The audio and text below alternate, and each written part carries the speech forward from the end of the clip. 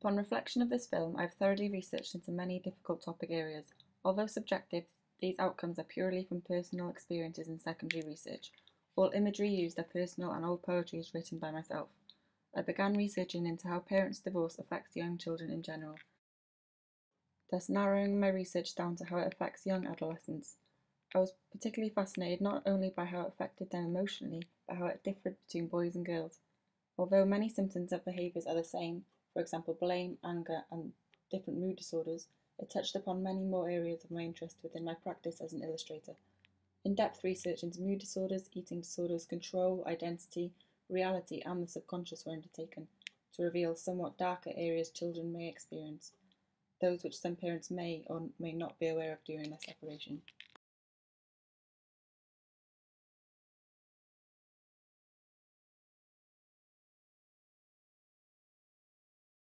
Think that this time last year we were here, sat around this table. I would eat my dinner, no tears would fall. I'd be able to pass fears coherently. It's never easy. But now it seems to me that bigger fish were frying deep below what was on my plate, trying to make its way to the surface. But okay, let's be honest, none of us saw it coming. And fumbling around with my thumbs, head to the ground, I slumped. Constantly questioning, countless amount of times looking for an answer. It's no wonder desperation is an anagram of a rope ends it. And instead of accessing help, you befriend it, but friends are your enemies with secret identities. You question if they feel it too. Should you do what you know is right, or push and pour your feelings? You hear things, gentle whispers become broken promises, rattle Kate. I need to know who will pick me up from school. I need to know when he is coming home. I need to know who will carry the heavy boxes, the ones you can't lift all by yourself. I need to know where Daddy will sleep tonight. I need to know who will fix my bike. I need to know when it gets to a stage where you claw your identity, grasping reality, in need of some sanity, and maybe I'm taking it to the extreme measures, but imagine if these were your kids. Does it really make any difference? Physical problems are easier to witness, no less serious, but seriously, when the bridge from insanity to reality becomes cloudy, then you should worry. The effects a divorce may have on your children may not happen immediately. It seems to be more common for she to have an inward reaction of dissatisfaction, whereas he is filled with broken promises. His identity, like her, is temporary, but he is constantly climbing, attempting to be the most perfect son, while all along he is pulled from reality, anger-driven, while she has these hidden disorders creeping up at her, all the blame inside amplified by the fact that she doesn't fully understand and can't stand another argument again. She pushes herself away from, well, herself. Deep inside she hides, you see, but no, you can't see these things happening mentally. He tries to be the big man, constantly reciprocating for as long as he can, remembering his father's words, but all he does remember is the constant shouting. He's doubting he'll ever know the true difference between these realities. He's only 18, he jumps out of his frame. Nothing but the thought of blame pumped through my veins.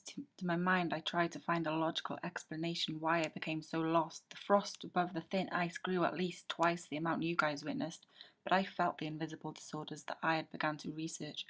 The hurt, the blame, the anger brought upon my brother's names. Experiences matched the words that came in books.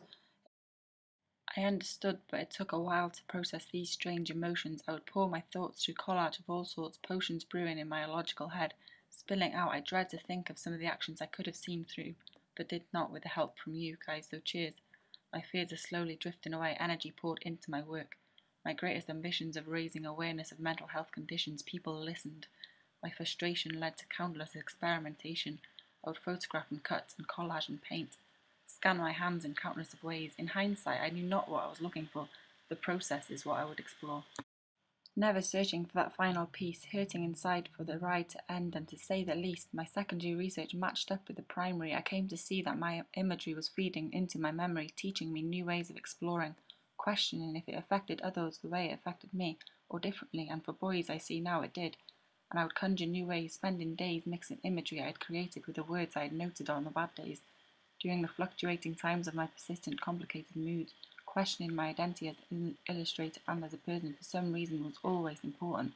New strengths and realizations, to scrap what was unneeded, keep the information that feeded my mind. I would find I would be dead for days reflecting upon my choices. It often pays to be so analytical about the voices of your ideas overflowing through your ears. Your ideas overflowing through your ears, you begin to realize which ones to keep and let the bad seep through. I'm glad with the outcome of my work. I rarely say that I am proud, and I will continue to jerk myself forward, constantly continuing to conjure up new ways of communicating through creativity. It's a great release, you see, to me, to create this art therapeutically.